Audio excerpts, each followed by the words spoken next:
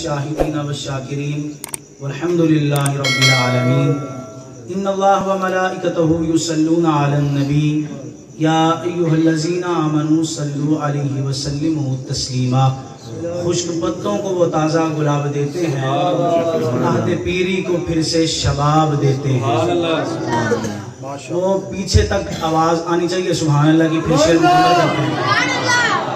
خشک پتوں کو وہ تازہ گلاب دیتے ہیں، عہد پیری کو پھر سے شباب دیتے ہیں. پڑھ لے درود غفلت نہ کر خدا کی قسم، وہ تو اب بھی تیرے سلام کا جواب دیتے ہیں. بڑی پیار محبت عقیدت کے ساتھ درود پاک پڑھی. الصلاۃ والسلام علیک یا سیدی یا رسول اللہ، الصلاۃ والسلام علیک یا سیدی یا حبیب اللہ، الصلاۃ والسلام علیک یا سیدی یا نبی اللہ وعلی آلک و اصحابک یا رحمۃ للعالمین. نہایت ہی واجب احترام علماء کرام، نعت خوانان شیریں لسان، عوام اہل سنت، السلام علیکم ورحمۃ اللہ وبرکاتہ. آقا کریم علیہ السلام کی محفل میلاد میں آنے والوں، سب سے پہلے میں ممنون و مشکور ہوں ان حضرات کا کہ جنہوں نے آپ کو اور ہم کو سب کو ایک جگہ مل بیٹھ کر آقا علیہ السلام کا میلاد کرنے کا موقع دیا. اللہ تبارک و تعالیٰ کی بارگاہ میں دعا ہے کہ بھائی محمد علیم، محمد ندیم، محمد شکیل، جتنے بھی برادران ہیں، اللہ تبارک و تعالیٰ ان کی اس کاوش کو اپنی پاک بارگاہ میں قبول فرمائے اور آقا کے میلاد کا صدقہ اس محفل پاک کا ان کو اجر عظیم عطا فرمائے. تو پہلے تو گھر والوں کی جانب سے ایک اعلان ہے جو آپ کو بتانا ہے، تو پھر انشاءاللہ تبارک و تعالیٰ اپنا موضوع شروع کرتا ہوں. جی، اعلان یہ ہے کہ انشاءاللہ تبارک و تعالیٰ ہر سال کی طرح جب یہ محفل پاک پہلے 9 تاریخ کو ہوتی تھی، تو انشاءاللہ تبارک و تعالیٰ اب آئندہ آنے والے جتنے بھی سال ہوں گے انشاءاللہ تبارک و تعالیٰ وہ 6 ربیع الاول کو ہی محفل پاک ہوگی. یعنی آج کی تاریخ ہی یہ اب تاریخ چلتی رہے گی، اسی تاریخ کو اسی جگہ پہ ہر سال سالانہ جو محفل پاک ہے وہ ادھر ہوا کرے گی. ناظرین و سامعین حضرات، میں نے آپ حضرات کے سامنے قرآن مجید فرقان حمید میں سے ایک آیت مقدسہ تلاوت کرنے کا شرف حاصل کیا. اللہ تبارک و تعالیٰ نے قرآن مجید فرقان حمید میں ارشاد فرمایا، لَقَدْ مَنَّ اللَّهُ عَلَى الْمُؤْمِنِينَ إِذْ بَعَثَ فِيهِمْ رَسُولًا. فرمایا پیارے محبوب، تحقیق ہم نے آپ کو انہی میں سے ان میں بھیج کے احسان فرمایا ہے. عام فہم سے ترجمہ اس طرح کر لیں کہ پیارے محبوب، میں نے آج تک جو کچھ بھی دیا ہے نا، کسی ایک چیز کا بھی احسان نہیں جتلایا، بلکہ جب آپ کو بھیجا ہے نا، میں اللہ تبارک و تعالیٰ اپنا احسان جتلا رہا ہوں. احسان کسے کہتے ہیں اور جتلانا کیا ہوتا ہے، اس پہ ذرا غور و فکر فرمائیے گا. اللہ تبارک و تعالیٰ نے ہمیں ایسی جسمانیت عطا کی ہے، جسم کے ایسے عضو ہیں ہمارے اندر کہ اگر وہ نہ پائے جائیں تو ہم اپنے ہی جسم کے محتاج ہو جاتے ہیں. مثال کے طور پر آنکھ ہے، آنکھ نہ ہو تو ہم دیکھ نہیں سکتے، ہمارے لیے دنیا کچھ بھی نہیں ہے. ہمارے پاس کان ہے، سماعت کی طاقت نہ ہو، سن نہ سکتے ہو تو ہمارے پاس کچھ بھی نہیں ہے. ہمارے پاس زبان ہے، زبان سے اگر بول نہیں سکتے، زبان بولنے کی طاقت نہیں رکھتی، اگر یہ طاقت چھن جائے تو ہماری زبان کسی قابل جو ہے وہ نہیں رہتی.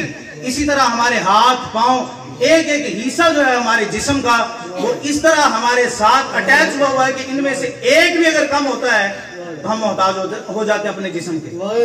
اب پورے بدن میں سے آپ کسی شخص کے پاس جاتے ہیں اور اس سے جا کے کہتے ہیں کہ جہاں مجھے آپ کی آنکھ چاہیے، 1 لاکھ روپیہ دوں گا. آپ تمام حضرات بتائیے کہ وہ 1 لاکھ کے اندر آپ کو اپنی آنکھ نکال کے دے گا؟ نہیں نکال کے دے گا. آپ کہتے ہیں میں 2 لاکھ دیتا ہوں، دونوں آنکھیں مجھے دے دو. وہ کہے گا نہیں، 2 لاکھ اپنے پاس رکھو، میں نے آنکھیں جو ہے وہ تمہارے 2 لاکھ پہ جو ہے وہ تجھے فروخت نہیں کرنی. آپ اسے کہتے ہیں چلو آنکھوں کو چھوڑ، ایسا کر جو تیرے دل ہے نا تیرے اندر، اس کا 1 کروڑ روپیہ میں تجھے دیتا ہوں، تو وہ مجھے دل دے دے. بتاؤ وہ اپنا دل نکال کے دے گا اس کو؟ کبھی نہیں نکال کے دے گا. آپ کہتے ہیں اللہ نے ہمیں کروڑ پتی نہیں بنایا، ہر بندے کو اللہ نے کروڑ پتی بنا کے زمانے میں بھیجا ہے. انسان اپنے بدن پہ ذرا غور کرے کہ کروڑوں بھی کوئی دے تو ہم ایک چیز بھی اپنے بدن سے نہیں دیتے. اب ذرا دیکھیے، آنکھ بھی آلہ ہے، کان بھی آلہ ہے، زبان بھی آلہ ہے، ہاتھ بھی آلہ ہے. سب سے جو آلہ آپ کے جسم کا حصہ ہے وہ آپ کا دل ہے. آپ کا دل ہے کہ جس دل کے بارے میں سلطان العارفین فرماتے ہیں، دل دریا سمندروں ڈونگے کون دلانیاں جائیں. یہ وہ دل ہے کہ جس کے بارے میں کسی ساتھ والے بیٹھے کو بھی پتہ نہیں چلتا کہ اس کے دل کی کیفیت کیسی چل رہی ہے. اب آپ کے جسم میں سے اگر کوئی دل نکالنا چاہتا ہے کہ مجھے دل دے دو، آپ اس کو کبھی اپنا دل نہیں نکال کے دیتے. سب سے اہم حصہ ہے ہمارے بدن کا.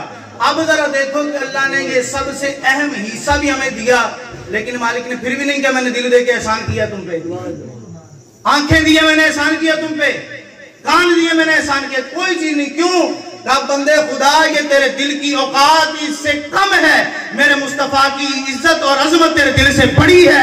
اس لیے کہ جو تیرا دل ہے، یہ تیرا دل جو ہے وہ کروڑوں کی حیثیت رکھتا ہے، لیکن میرے مصطفیٰ کی شان سن. اگر یہ مصطفیٰ نہ ہوتے، نہ آدم ہوتا، نہ حوا ہوتی، نہ یہ زمین ہوتا، نہ یہ آسمان ہوتا، نہ حجر نہ شجر، نہ چاند ستارے، نہ سورج ہوتا. فرمایا میں پیارے سارا کچھ بنایا ہی تیرے لیے ہے. اگر لوگوں کے اندر دل موجود ہے تو وہ بھی صدقہ مصطفیٰ کا ہے، وہ بھی آقا کا صدقہ ہے. فرمایا اس لیے دل کی جو انسان کی حیثیت ہے وہ کچھ بھی نہیں ہے، میرے مصطفیٰ کی حیثیت اس سے بھی بلند ہے، میرے مصطفیٰ کی حیثیت اس سے بھی بڑی ہے.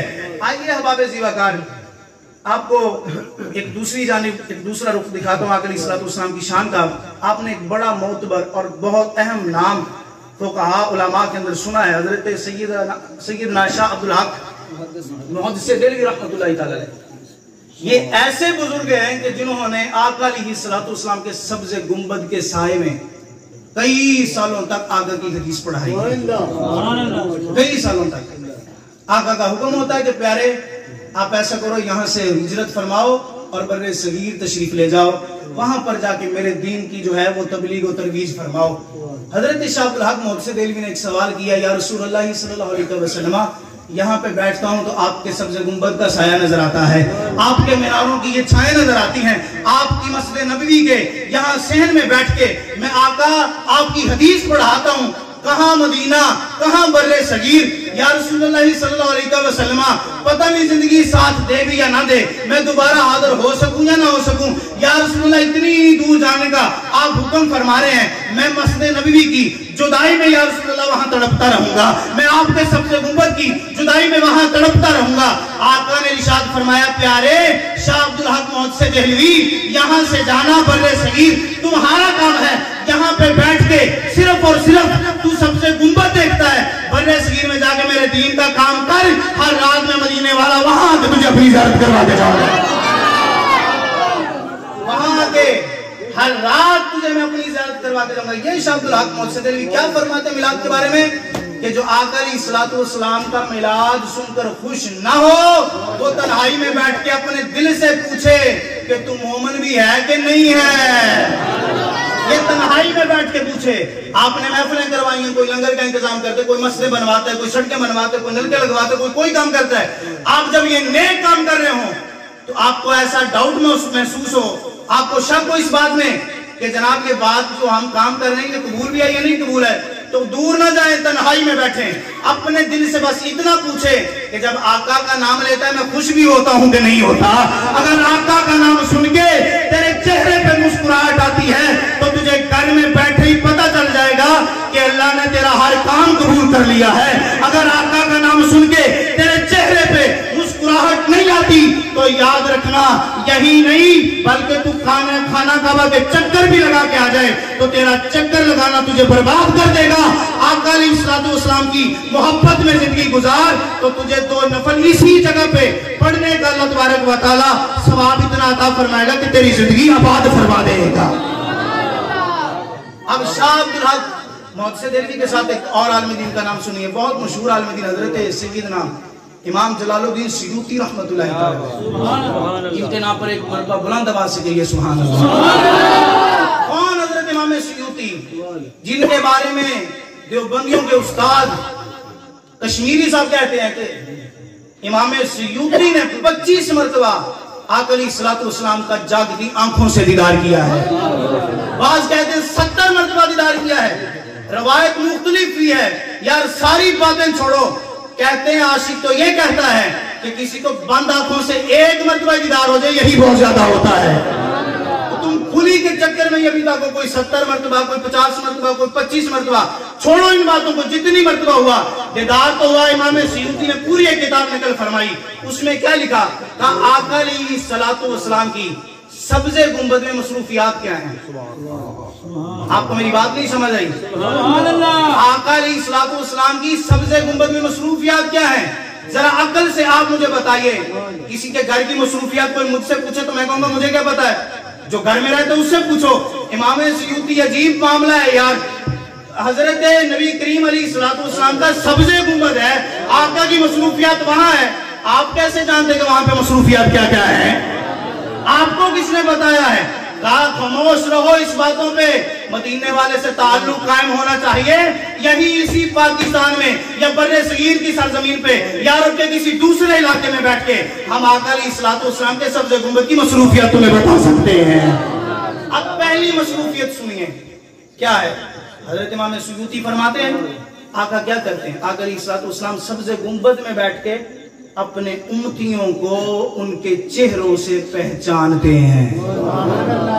जिनी मठी तड़ी सुभान अल्लाह ने तम इमरान खान पहचाने तो सारे ऊंची ऊंची सुभान अल्लाह कहना है। ते जरा सोचो जिन्हों आका पहचान कोई छोटी जी गल है यार। जरा ख्याल तो करो अल्लाह के बंदे अपने आप पे सब्ज़ गुंबद में बैठ के क्या करते हैं? आका अलैहिस्सलाम एक एक को एक एक के चेहरे से पहचानते हैं। आपसे कोई बाहर जाके पूछे मिलाद करते हो इसका फायदा क्या है, क्या मिलता है, उसे को सारी बातों को रख साइड पे, बस एक बात नहीं हमें जो है वो दीवाना बना रखा है। हम मिलाद कर रहे हो, कोई पढ़ रहा हो, कोई सुन रहा हो, कोई नारे लगा रहा हो, कोई झंडा पकड़ के बैठा हो, कोई आका के नाम का जिक्र सुन के मचल रहा हो, और यार जरा देख तो सही हम जिक्र मुस्तफा करते करते आका की नजरों में आ जाए। और हमें क्या चाहिए? और हमें क्या चाहिए अगर आका की नजरों में आ जाए? और जरा ख्याल कर मेरे दोस्त, मेरे अहबाब, आपने देखा होगा जिसका 100 मुरीद हो जाए ना, वो मुरीद किसी पीर से मिलने जाए तो पीर साहब से पूछता है जनाब आपने पहचाना? पीर साहब कहते नहीं जी ऐसी नहीं पहचाना, तो साढ़े को रोज रोज कोई ना कोई आंदा रहता है। जिदे 100 मुरीद होने दी पीर दी आवाज खराब हो जाती है कि जनाब मैं तो हम नहीं पहचानिया। ते जरा सोचते सही जड़ा इत्थे ही नहीं उत्ते वाला दा भी पीर होए, उन्हां दा की फरमाने वाली शान के मैं कल्ले कल्ले नूं कल्ले कल्ले दे चेहरे तो पहचान रहा। दूसरी मसरूफियत सुनिए, फरमाया आका फरमाते हैं कि जब मैं अपनी उम्मत के हालात देखता हूं ना, तो अगर इनमें कोई मुझ जैसा गुनाहगार भी बैठा हो, मुझ जैसा कोई निकम्मा भी बैठा हो, मुझ जैसा कोई खताकार भी बैठा हो, तो सरकार क्या करते हैं? सब्ज़ गुंबद में बैठ के उस बंदे के गुनाहों की माफी की दुआ भी फरमाया करते हैं। अब मैं इस जुमले की तशरीह करता हूं, फिर आपसे सुभान अल्लाह जो है वो सुनने का ख्वाहिशमंद दूंगा। अब जरा जुमले को तवज्जो से सुनिए। आका क्या करते हैं? वहां पे बैठ के दुआ करते हैं। आपने जरा तवज्जो फरमानी है मेरे जुमले पे, मेरी बात पे आपने जरा गौर रखनी है। वो नबी जो उंगली का इशारा करे तो चांद के 2 टुकड़े हो जाएं, वो नबी जो उंगली का इशारा करे तो सूरज वापस आ जाए, वो नबी जो पत्थरों को कहे कलमा पढ़ने पे पत्थर मजबूर हो जाए, वो नबी जो हिरनियों की आवाजें पहचान ले, वो नबी जो चिड़ियों की आवाजें पहचान ले, वो नबी जो कहीं ना कहीं भी कहीं से भी पुकारने वाला उम्मती पुकारे तो अपनी उम्मती की पुकार सुन ले, वो नबी जो नमाज की हालत में चेहरा आसमान की जानिब उठाए और दिल में भी ख्याल आए कि या अल्लाह ये जो पीछे वाला खाना काबा है ना, ये हमारा किबला हो, अभी आंखें जो है वो आसमान की तरफ हो, तो अल्लाह तबारक व तआला आंखों के इशारे से खाना काबा तब्दील फरमा दे। जो अल्लाह यार के आंखों के इशारे से खाना काबा तब्दील फरमा सकता है, जरा सोचो तो सही, जब मेरा और तेरा नबी तेरे और मेरे गुनाहों की माफी की दुआ करता होगा, क्या अल्लाह ये दुआ कबूल नहीं फरमाता होगा? और जरा सोच, तुझे और मुझे किसने बचा रखा है? तेरे मेरे अमाल ने नहीं बचाया हुआ, तेरी मेरी नमाजों ने नहीं बचाया, तेरी मेरी दाढ़ी और इमामों और जुब्बों ने नहीं बचाया हुआ, तुझे और मुझे किसने बचाया? सिर्फ नबी की दुआ ने बचाया हुआ है। बता कौन सा अमल है जो तुझ में और मुझ में नहीं है? सूद ने हमारे चेहरे जो है वो सया करके रख दिए हैं, रिश्वतों की वजह से हमारे हाथ जो है वो गुनाहगार हो के थक चुके हैं, जुबान झूठ और गीबत और बहतान की वजह से लड़खड़ाने लग गई है, नमाज से दूरी कर करके हमारे पांव हमसे सवाल करते हैं कि मस्जिद की जानिब जाता क्यों नहीं है, वालिदैन की गुस्ताखियां कर करके हमारा जिस्म हमसे कहता है कि अगर ये ना होते तो तेरा बदन ना होता। बता कौन सा गुनाह है जो हमने छोड़ा है? इसके बावजूद भी कभी चेहरे ना बदलें, कभी सूरतें ना बदलें।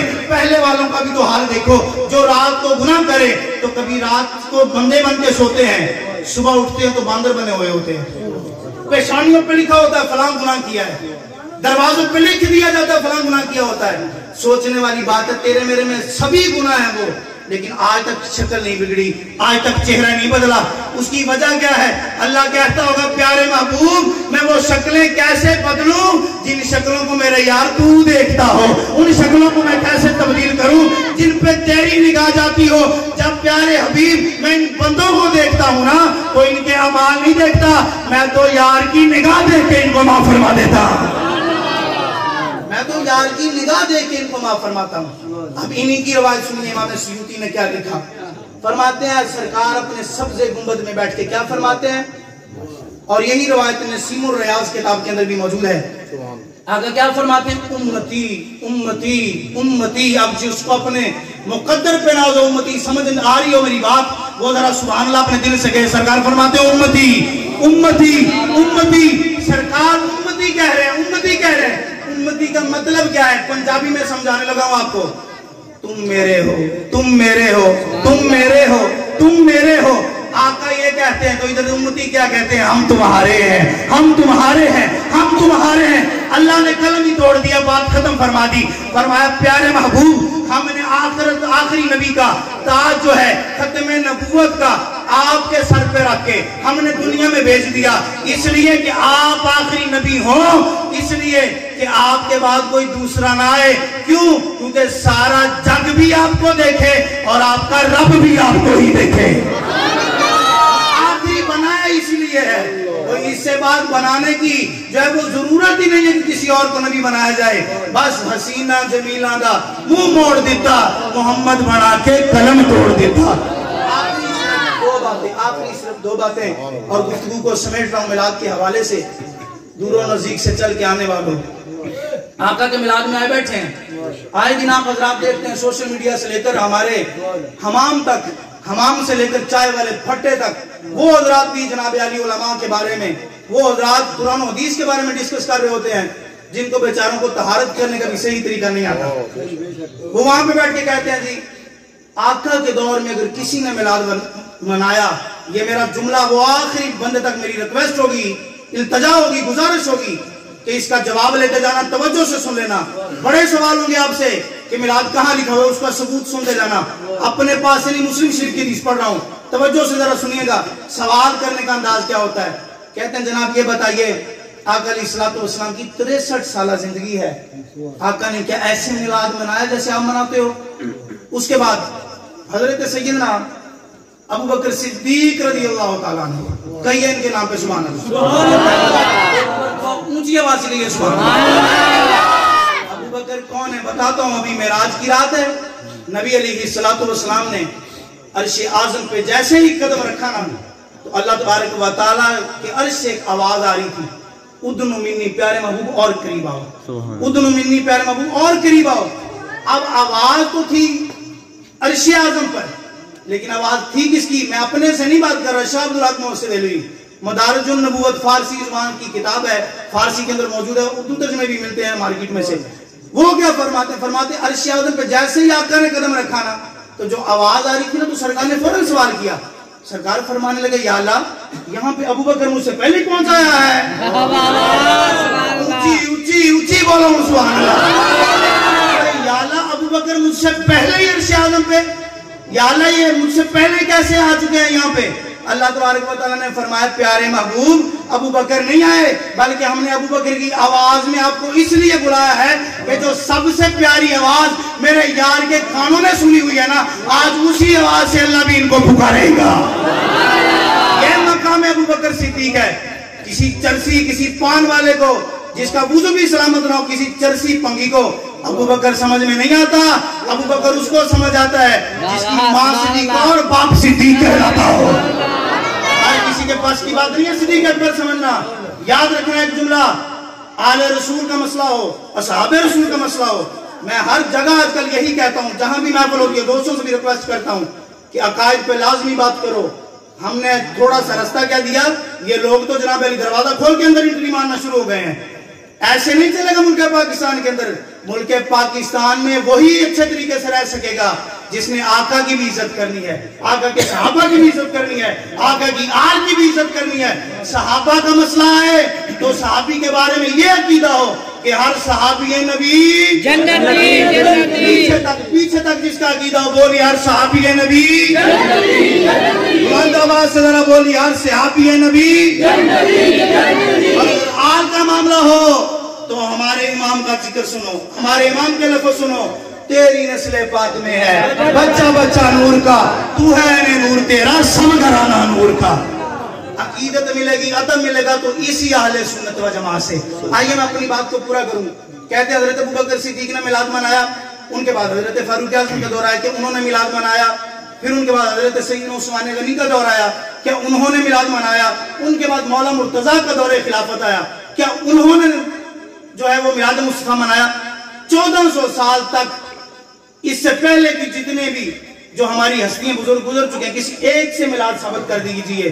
مسلم شریف کتاب کا نام ہے، ایک بندے کی بات نہیں، دو بندے کی بات نہیں، یہ تو تم 4 کا سوال کرتے ہو نا، جو آپ سے سوال کرے جواب دیجئے گا آدمی اس کو، وہ تم 4 کی باتیں کرتے ہو، 3000 صحابہ سے ابھی میلاد ثابت کر کے جاتا ہوں۔ بلند آواز سے بولیے اس تحقیق کے، بلند آواز سے بولیے۔ خدا اپنے علماء کی قدر کیجئے، میں اپنی بات نہیں کرتا، میری قدر کیجئے، جتنے بھی بیٹھے ہیں سب کی قدر کیجئے۔ سنی عالم دین کوئی بھی اس کو اپنے سر کا تاج مانیے۔ اگر ہم گھروں میں اس ٹائم دیکھیے محفل میلاد کرا رہے ہیں، بڑے پرسکون ماحول سے بیٹھے ہیں، ہماری سرحدوں پہ فوجی کھڑے ہیں، اپنی جان اپنی ہتھیلی پہ لے کے ہماری حفاظت کر رہے ہیں، کسی غیر کو ہماری جانب آنکھ نہیں اٹھانے دیتے۔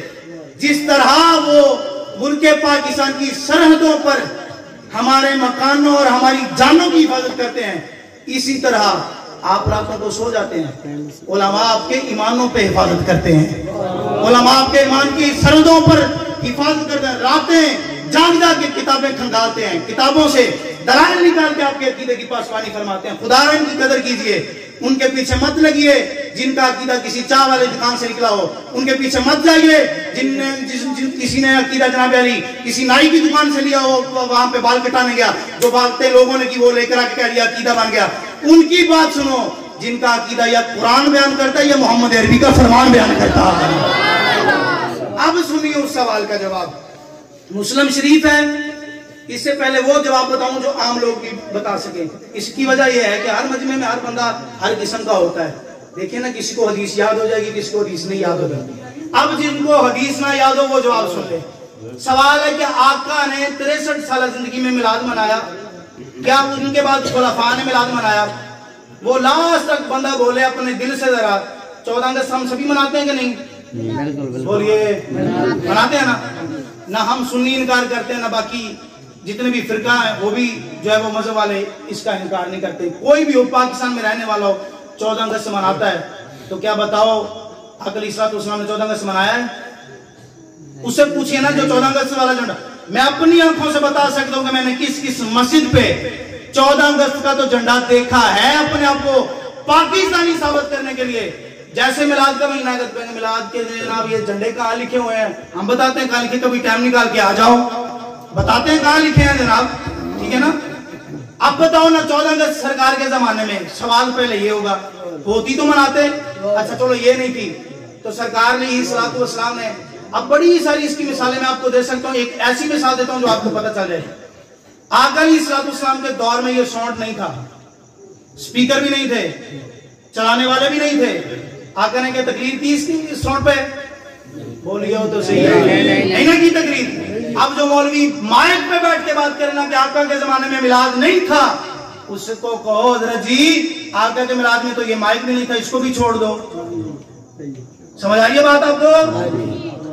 آقا کے دور میں کاریں نہیں تھی، آقا کے دور میں گاڑیاں نہیں تھی، 4 کتابوں سے میں دکھانے کے لیے تیار ہوں۔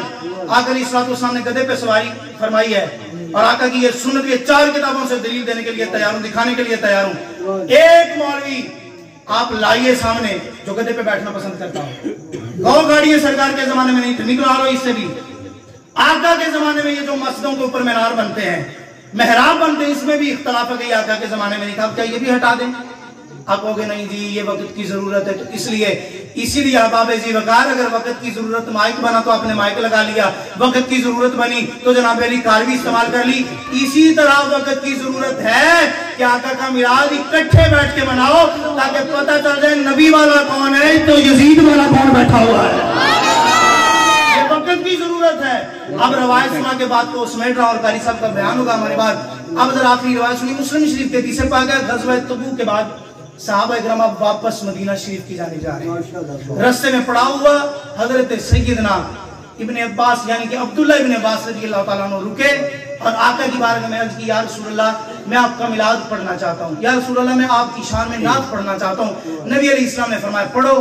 اب عربی زبان میں جو انہوں نے اشعار پڑھے اس کا ترجمہ کچھ اس طرح ہے کہ پیارے محبوب آپ کی ولادت کی وجہ سے زمین اور آسمان چمچکانے لگے ہیں، یہ چمکنے لگے ہیں، اس لیے کہ یہ آپ کے نور کی خیرات ہے جو زمین و آسمان میں بٹ رہی ہے۔ سورج کو روشنی ملی تو نبی کا صدقہ، آسمان کو روشنی ملی تو نبی کا صدقہ، چاند کو روشنی ملی تو نبی علیہ السلام کا صدقہ، اس لیے کہ ہمارا نبی زمین والوں کا بھی نبی ہے، ہمارا نبی عرش والوں کا بھی نبی ہے، ہمارا نبی مشرق والوں کا بھی نبی ہے، ہمارا نبی مغرب والوں کا بھی نبی ہے، ہمارا نبی شمال والوں کا بھی نبی ہے، ہمارا نبی جنوب والوں کا بھی نبی ہے، ہمارا نبی فرشتوں کا بھی نبی ہے، ہمارا نبی حضرت آدم کا بھی نبی ہے، حضرت ابراہیم کا بھی نبی ہے، اسماعیل کا بھی نبی ہے، یعقوب کا بھی نبی ہے، یوسف کا بھی نبی ہے، نوح کا بھی نبی ہے، موسیٰ و عیسیٰ کا نبی ہے۔